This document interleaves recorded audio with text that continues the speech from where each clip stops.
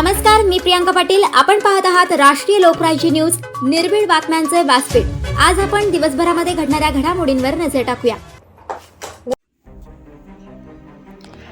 गोळीबाराचे प्रतिउत्तर गोळीबारानेच. नांदेड शहरातील खळबळजनक घटना. गोळीबार करून वयोवृद्धाला लुटणाऱ्या आरोपींना 5 तासात केलं जेरबंद. नांदेड शहरातील अष्टविनायक नगरात काल दुपारी गोळीबाराची घटना घडली होती. रवींद्र जोशी या वयोवृद्धावर गोळीबार करून 40,000 रुपये लुटून आरोपी फरार झाले होते. हा संपूर्ण खळबळजनक प्रकार एका व्यक्तीने आपल्या मोबाईलमध्ये कैद केला होता. पोलिसांनी या मोबाईलमध्ये कैद झालेल्या व्हिडिओच्या आधारे तपासाची चक्रे वेगाने फिरवली. घडलेल्या घटनेचा 5 तासातच या घटनेतील 3 आरोपींना पोलिसांनी अटक केली. अटकेदरम्यान एका आरोपीने पोलिसांवरच गोळीबार केला. त्या आरोपींना प्रतिउत्तर देत स्थानिक गुन्हे शाखेच्या एका पोलीस अधिकाऱ्याने देखील स्वतःच्या रिव्हॉल्व्हरमधून आरोपीच्या पायावर गोळी झाडून जखमी केलं. विशेष म्हणजे यातील 2 आरोपी पंजाब राज्यातून आले असून तर एक आरोपी नांदेड शहरातीलच आहे. या आरोपींकडून एक बंदूक, 2 दुचाकी, एक पिस्टल आणि रोख 40,000 रुपये रक्कम जप्त केल्याची माहिती पोलीस अधीक्षक श्री कृष्ण कोकाटे यांनी दिली आहे. काल अष्टविनायक नगर भाग्यनगर पोलीस स्टेशनच्या अंतर्गत एक फायरिंग आणि रॉबरीचं प्रकरण झालेलं होतं. श्री रवींद्र जोशी जे 68 वर्षाचे आहे, त्यांच्या हाताला आणि पायाला गोळी लागलेली होती आणि त्यांचे 40,000 रुपये हे जबरीने चोरून नेण्यात आलेले होते. सदर प्रकरण हे 4 वाजता घडलेलं होतं आणि त्यानंतर माननीय विशेष पोलीस महानिरीक्षक श्री मावरकर सर, आम्ही सगळ्यांनी तिथे भेट दिली होती आणि वरिष्ठांनी दिलेल्या सूचनेप्रमाणे आम्ही टीम्स तयार करून त्याचा तपास करत होतो.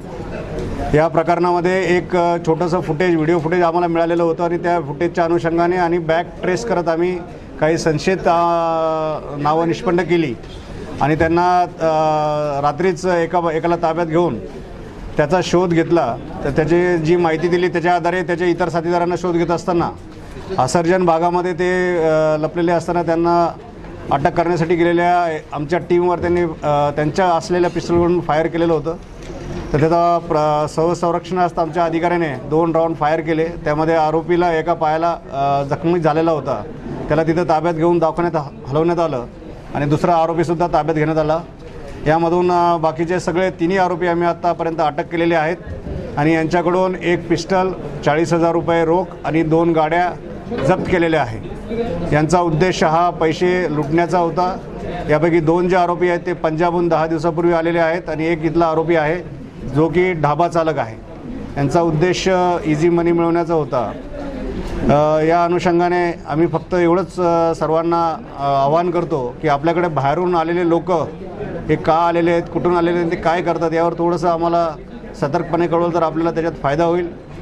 नांदेडमध्ये असल्या कुठल्याही प्रकारच्या इन्सिडेंटला आम्ही आत्तापर्यंत इमिजिएटली तपास केलेला आहे आणि यामधून लोकांनी कुठल्याही पद्धतीने घाबरून न जाणे आणि प्रशासनावर विश्वास ठेवावा. आपलं दैनंदिन जीवन आनंदात जगावं हीच आमची त्यांना सूचना आहे आणि त्यांच्याकडून आम्हाला इच्छा आहे. थँक्यू. तर पाहूया सविस्तर बातमी आपल्या राष्ट्रीय लोकराज्य न्यूजवर. प्रतिनिधी रवी कुंटेसह ब्युरो रिपोर्ट, नांदेड.